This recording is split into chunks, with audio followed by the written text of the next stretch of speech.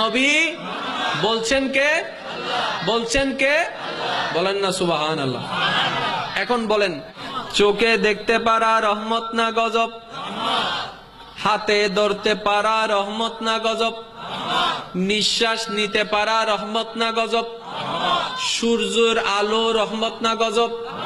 বাতাস রহমত না গজব? চলতে পারা রহমত না গজব?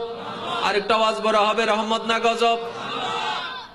পানি রহমত, সাগর রহমত, সূর্য রহমত, চন্দ্র রহমত, মাটি রহমত, নিঃশ্বাস রহমত, চোখ রহমত, হাত রহমত, ব্যবসা রহমত, মা বাবা রহমত, সন্তান সন্ততি রহমত। আল্লাহ এগুলাও রহমত। আবার তুমি বলছো তোমার নবীও রহমত। তাহলে কি নবী রহমত পানির মতো রহমত? নবী কি রহমত? বাবার মতো রহমত? নবী কি রহমত? মার মতো রহমত? নবী কি রহমত? মাটির মতো রহমত? নবী কি রহমত? সূর্যের মতো রহমত? নবী কি রহমত? চন্দ্রের মতো রহমত?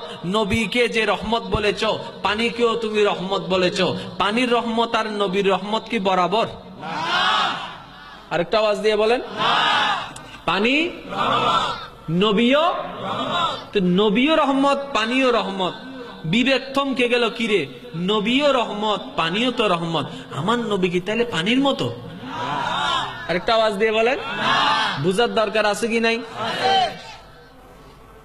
এক প্রকার রহমত আছে যেটা নির্দিষ্ট সীমা পার হয়ে গেলে, নির্দিষ্ট সীমা থেকে কমে গেলে সেটা রহমত থাকে না, জেহমত হয়ে যায়।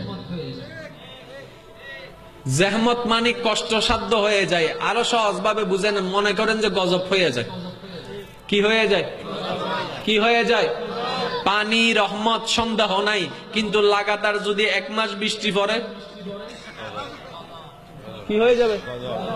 সাগরের পানি যতটুকু আছে ততটুকু রহমত, সাগরের পানি বাইরে গেলে, আবার সাগরের পানি কমে গেলে।